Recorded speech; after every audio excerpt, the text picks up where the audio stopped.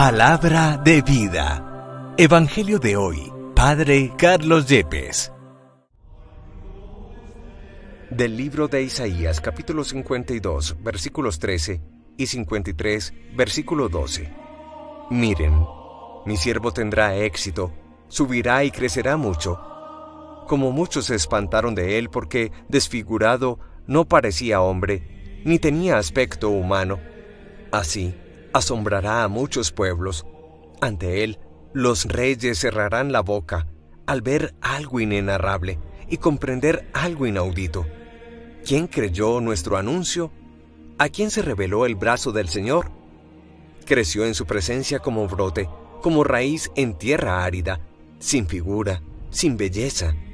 Lo vimos sin aspecto atrayente, despreciado y evitado de los hombres, como un hombre de dolores, acostumbrado a sufrimientos, ante el cual se ocultaban los rostros, despreciado y desestimado.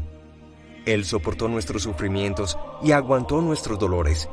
Nosotros lo estimamos leproso, herido de Dios y humillado, pero Él fue traspasado por nuestras rebeliones, triturado por nuestros crímenes. Nuestro castigo saludable cayó sobre Él. Sus cicatrices nos curaron. Todos errábamos como ovejas, cada uno siguiendo su camino. Y el Señor cargó sobre Él todos nuestros crímenes. Maltratado voluntariamente, se humillaba y no abría la boca, como cordero llevado al matadero, como oveja ante el esquilador. Enmudecía y no abría la boca. Sin defensa, sin justicia, se lo llevaron. ¿Quién se preocupará de su estirpe? Lo arrancaron de la tierra de los vivos, por los pecados de mi pueblo lo hirieron. Le dieron sepultura con los malvados y una tumba con los malhechores, aunque no había cometido crímenes ni hubo engaño en su boca. El Señor quiso triturarlo con el sufrimiento y entregar su vida como expiación. Verá su descendencia, prolongará sus años. Lo que el Señor quiere, prosperará por su mano. Por los trabajos de su alma verá la luz. El justo se saciará de conocimiento. Mi siervo justificará a muchos, porque cargó con los crímenes de ellos. Le daré una multitud como parte, y tendrá como despojo una muchedumbre. Porque expuso su vida a la muerte, y fue contado entre los pecadores. Él tomó el pecado de muchos, e intercedió por los pecadores. Palabra de Dios. Te alabamos, Señor. Salmo 31. Padre, a tus manos encomiendo mi espíritu. A ti, Señor, me acojo, no quede yo nunca defraudado. Tú que eres justo, ponme a salvo. A tus manos encomiendo mi espíritu, tú, el Dios leal, me librarás. Padre, a tus manos encomiendo mi espíritu. Soy la burla de todos mis enemigos, la irrisión de mis vecinos, el espanto de mis conocidos. Me ven por la calle y escapan de mí. Me han olvidado como a un muerto, me han desechado como a un cacharro inútil. Padre, a tus manos encomiendo mi espíritu. Pero yo confío en ti, Señor. Te digo, tú eres mi Dios, en tus manos están mis azares. Líbrame de mis enemigos que me persiguen. Padre, a tus manos encomiendo mi espíritu. Haz brillar tu rostro sobre tu siervo, sálvame por tu misericordia. Sean fuertes y valientes de corazón los que esperan en el Señor. Padre, a tus manos encomiendo mi espíritu. De la carta a los Hebreos, capítulo 4, versículos 14 al 16, 5, versículos 7 al 9. Hermanos, ya que tenemos un sumo sacerdote grande que ha atravesado el cielo, Jesús, Hijo de Dios, mantengamos firme la confesión de fe. No tenemos un sumo sacerdote incapaz de compadecerse de nuestras debilidades, sino que ha sido probado en todo, como nosotros, menos en el pecado. Por eso, comparezcamos confiados ante el trono de la gracia, para alcanzar misericordia y encontrar gracia para un auxilio oportuno.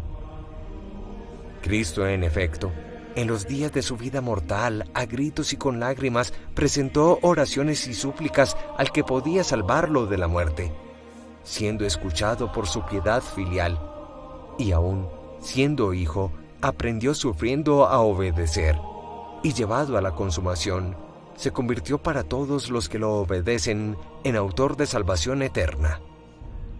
Palabra de Dios. Te alabamos, Señor.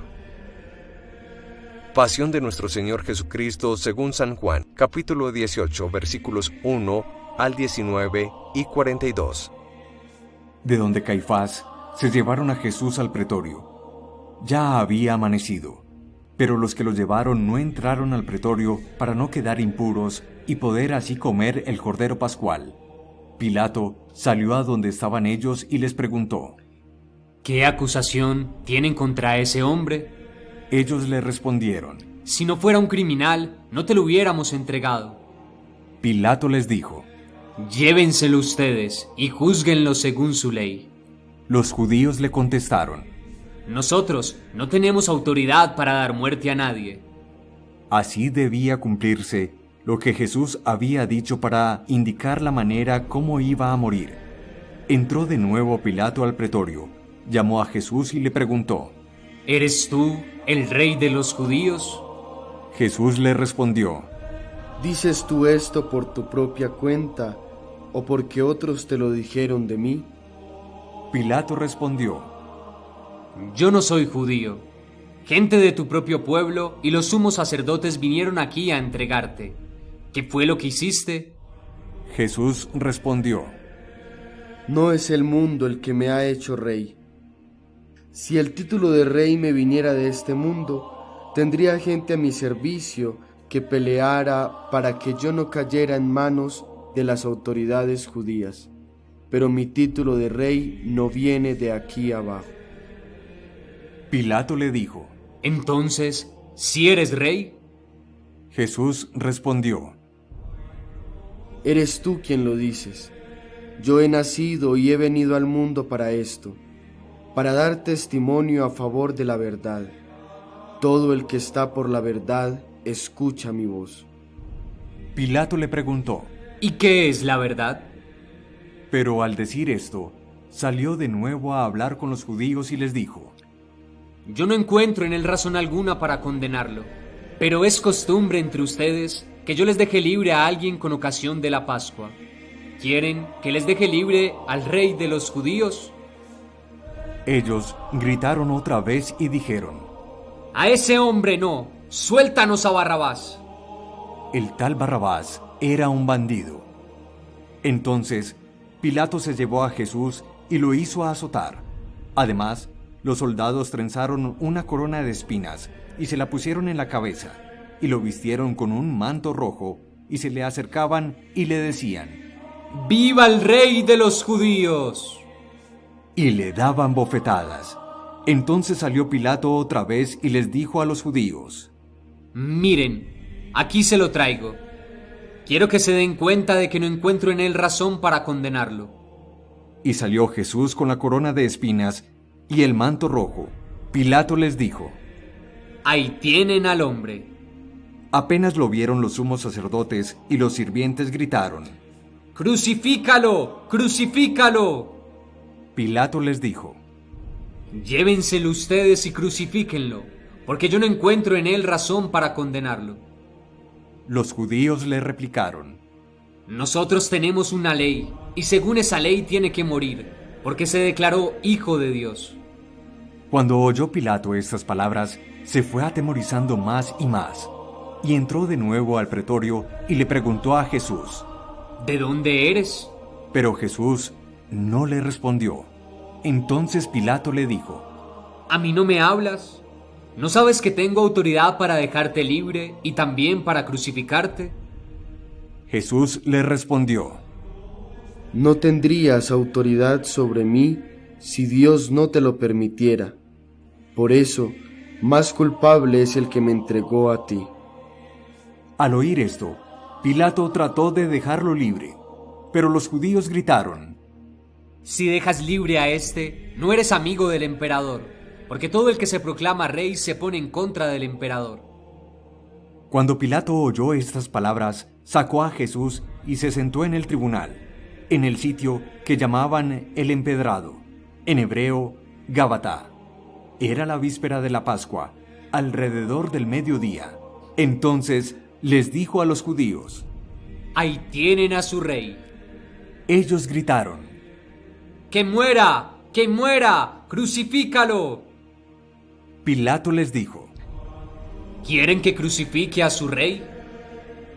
Los sumos sacerdotes respondieron: No tenemos más rey que el emperador. Entonces Pilato se lo entregó para que lo crucificaran. Se llevaron pues a Jesús, y cargado con la cruz salió de la ciudad hacia el llamado lugar de la calavera, o en hebreo, Gólgota. Allí lo crucificaron, y con él a otros dos, uno a cada lado, y Jesús en el centro. Pilato además mandó escribir un letrero para ponerlo encima de la cruz. Lo que estaba escrito era: Jesús de Nazaret, Rey de los Judíos. Como el sitio donde Jesús fue crucificado estaba cerca de la ciudad, y el letrero estaba escrito en hebreo, latín y griego, muchos judíos lo leyeron. Pero los sumos sacerdotes de los judíos le dijeron a Pilato: No debieras haber escrito el rey de los judíos, sino dijo que era el rey de los judíos. Pilato respondió: Lo que escribí, escrito queda. Los soldados, después de que crucificaron a Jesús, se apoderaron de su ropa y la dividieron en 4 partes, una para cada soldado, y se quedaron también con su túnica. Y como no tenía costuras, sino que estaba tejida de una sola pieza, se dijeron: No la rasguemos, más bien echemos la suerte para ver a quién le toca. Así debía cumplirse lo que dice la Escritura: se repartieron mi ropa y echaron a suerte mi túnica. Esto fue lo que hicieron los soldados.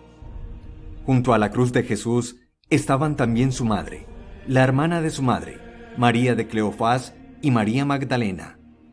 Al ver a su madre y cerca de ella al discípulo que él tanto amaba, Jesús le dijo: Mujer, este es tu hijo. Luego dijo al discípulo: Esta es tu madre. Y desde aquel momento, el discípulo la recibió como su propia madre.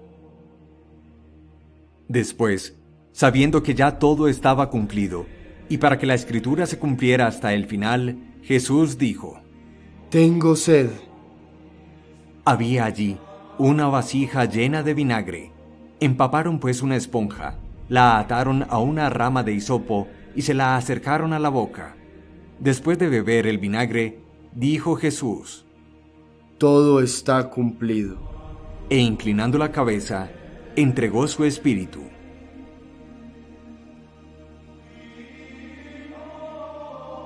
Como era víspera del sábado, los judíos le pidieron a Pilato que mandara quebrar las piernas de los crucificados y retirar sus cuerpos, para que no quedaran en la cruz hasta el día siguiente, que era un sábado muy solemne. Los soldados fueron y quebraron las piernas a los 2 que habían sido crucificados con Jesús. Pero cuando llegaron a él, al ver que ya estaba muerto, no le quebraron las piernas, sino que uno de los soldados le atravesó el costado con la lanza, y enseguida brotó sangre y agua. El que lo vio lo atestigua. Su testimonio es verdadero, y él sabe que dice la verdad, para que también ustedes crean. Porque todo esto sucedió para que se cumpliera la Escritura: no le quebrarán ningún hueso.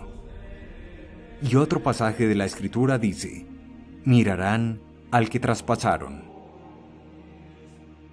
Después de esto, José de Arimatea, que era discípulo de Jesús, pero a escondidas por miedo a las autoridades judías, le pidió a Pilato permiso para llevarse el cuerpo de Jesús, y Pilato se lo concedió. Entonces fue y se llevó el cuerpo.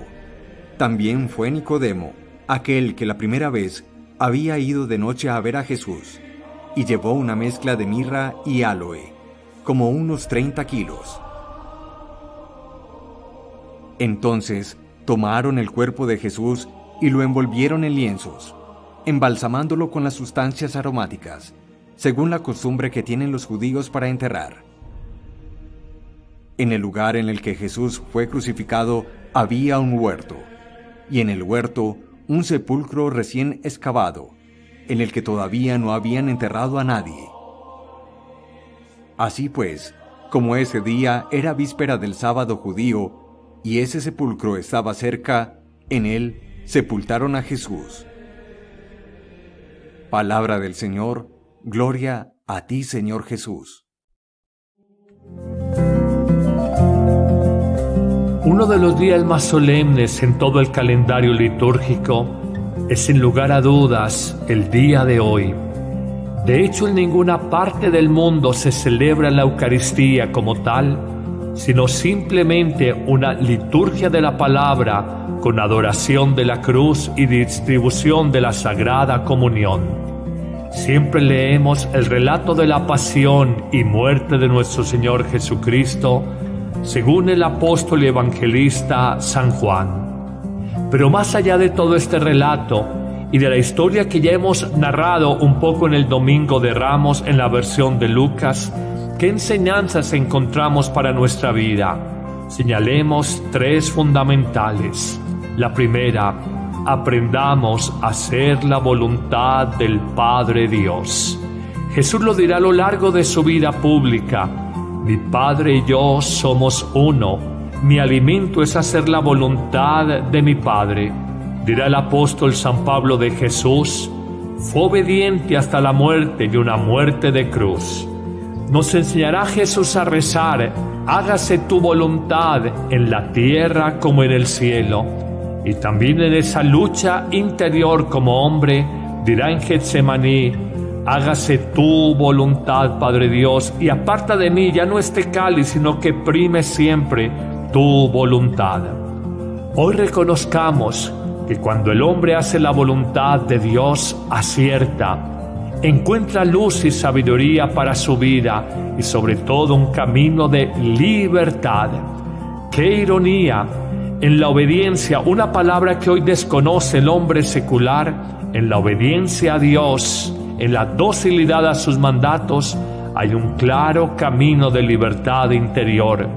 Por el contrario, cuando nos obedecemos a nosotros mismos, a nuestros deseos, los apetitos interiores, nuestro orgullo, nuestras ambiciones, terminamos encarcelados y prisioneros de nuestra propia individualidad, de nuestro propio egoísmo. Perdemos la libertad. Una segunda enseñanza: la cruz, abrazar la cruz. No puede entenderse un Cristo sin cruz. Es el signo más universal entre todas las religiones. Es escándalo ciertamente para los judíos, necedad para los griegos, igual hoy, 20 siglos después, pero sabemos que es fuerza de Dios y sabiduría de Dios para el hombre de fe. Jesús lo ha enunciado como condición inviolable, inquebrantable: el que verdaderamente quiera ser mi discípulo, que muera a sí mismo a su voluntad, el primer aspecto que señalábamos, y que cargue con su cruz de cada día. Si no cargamos con nuestra cruz, no seremos verdaderos cristianos, no lo seremos. La cruz es el cumplimiento del Evangelio y la cruz es la exigencia y el sufrimiento que nos presentan las situaciones de la vida con ocasión de vivir ese Evangelio. Coloquemos un sencillo ejemplo. ¿Te cuesta trabajo perdonar? Es cruz perdonar, pero el Señor te lo pide. ¿Te cuesta dificultad luchar por tu matrimonio? Es cruz, la salida más fácil es separarte, pero el buen Dios te pide luchar por esa relación tan deteriorada, no darte por vencido, luchar por ella. Esto es cruz. Amar la cruz es camino seguro al cielo, decía Santa Rosa de Lima, y con Teresa de Jesús aprendimos que son pocos los que siguen a Jesús, porque a los que te aman, Jesús, tú los crucificas, y a los que te crucifican, tú los amas.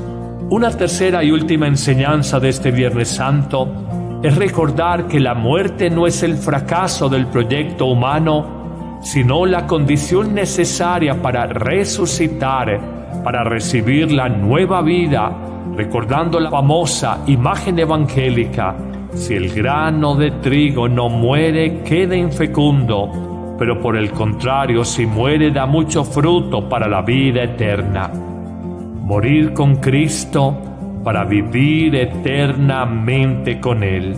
Recuérdalo, la muerte no es el fin, es el inicio de la vida plena. Si no entendemos esto, la muerte siempre será interrogante, frustración, fracaso y motivo de dolor para el hombre. La más bella expresión para un Viernes Santo es la que la mística francesa Teresita de Lisieux afirmó cuando agonizaba y decía a sus compañeras de comunidad carmelitana: no lloren por mí, yo no muero, yo entro en la verdadera vida. Amén. Que el Señor te bendiga abundantemente en este día, en el nombre del Padre, y del Hijo, y del Espíritu Santo. Amén. Vive con nosotros la Semana Santa y Pascua 2022. Acompáñanos en las grandes celebraciones de los días santos.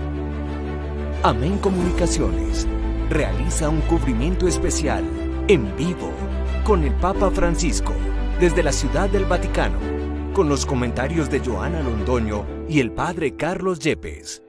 Síguenos en YouTube y Facebook Live y en nuestras páginas web Amén Comunicaciones y Padre Carlos Yepes.